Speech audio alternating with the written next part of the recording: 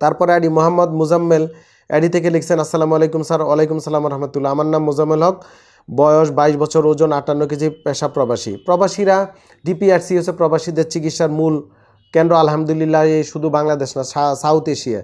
এখানে প্রবাসীরা যত বাংলা ভাষাভাষী বাংলাদেশি এবং বিদেশিরও এখানে আসে বিভিন্ন ব্যথা বেদনা জ্বালাপোড়া নিয়ে। আপনার সমস্যাটা আগে শুনি।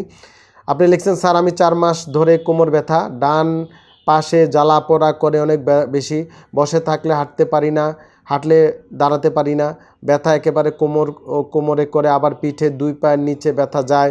এখানে ডাক্তার দেখেছি, কোনো কাজ হচ্ছে না, অনেক কষ্ট হয় কাজ করতে, দয়া করে পরামর্শ নেবেন। অবশ্যই যারা প্রবাসীরা আছেন তাদের জন্য আমার পরামর্শ হচ্ছে আপনারা সোজা আত্মীয় স্বজন বন্ধু বান্ধব কাউকে সোজা আমার চেম্বারে পাঠাবেন।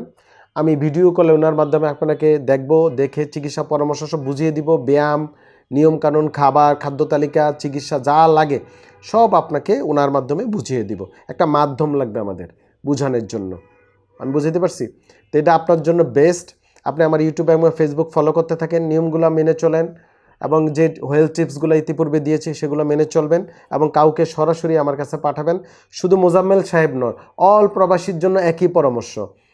আপনার অবশ্যই আত্মীয় স্বজন এখানে আছে, আর যদি মনে করেন কোনো আত্মীয় স্বজন আসতে চায় না বা আসবে না, কেউ নাই, তাইলে ভাই আপনি আর প্রবাসীর মধ্যে নেই, আপনি বিদেশি হয়ে গেছেন।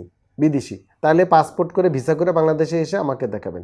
আর যদি আপনি প্রবাসী হন, এই দেশের মানুষের জন্য আপনি খরচ করেন, টাকা পয়সা পাঠান, তাদেরকে ভালোবাসেন, তাহলে অবশ্যই তারাও আপনাকে ভালোবাসবে, তারাও এখানে আসবে। দে শুড কাম হিয়ার, এখানে আসতেই হবে তাদেরকে, আপনাকে হেল্প তাদেরকে করতেই হবে, না হলে তাদেরকে টাকা দেওয়া বন্ধ করে দিবেন। বাংলা ভাষা হেল্প করার দরকার না, ফোন নিয়ে দিবেন না। আন্ডারস্ট্যান্ড? সকল প্রবাসীর জন্য একই কথা, মেসেজ।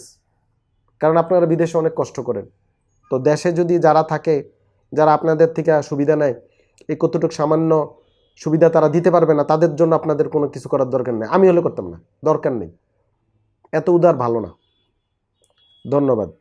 আস্থা, বিশ্বাস ও নির্ভরতায় অবিচল।